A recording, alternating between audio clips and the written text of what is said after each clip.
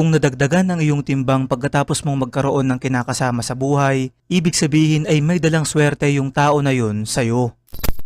Mga kaibigan, dito sa Pilipinas ang sinasabi ng mga tao kapag napapansing nadagdagan ang iyong timbang pagkatapos mong magkaroon ng karelasyon, kayong dalawa daw ay hiyang o compatible sa isa't isa. Maliban sa paliwanag ng siyensya patungkol dito, ay alam nyo bang ayon sa ilang ancient spiritual cultures, kagaya na lamang ng Mesopotamia na religion at Inca spirituality, kapag nadagdagan ang iyong timbang pagkatapos mong magkaroon ng partner sa buhay, ay senyales ito na yung partner mo na yon ay magdadala o magbibigay sa iyo ng napakaraming swerte sa buhay. Kaya naman kung mapapansin nyo, kapag ito ay nangyari ay nagsusunod-sunod din ang mga hindi inaasahang biyaya na ating natatanggap. Pero syempre, dapat ay pangalagaan pa rin natin ng mabuti ang ating sarili dahil ang tunay na swerte sa buhay ay ang pagkakaroon ng maganda at malusog na pangangatawan. Ikaw kaibigan, meron ka bang karanasan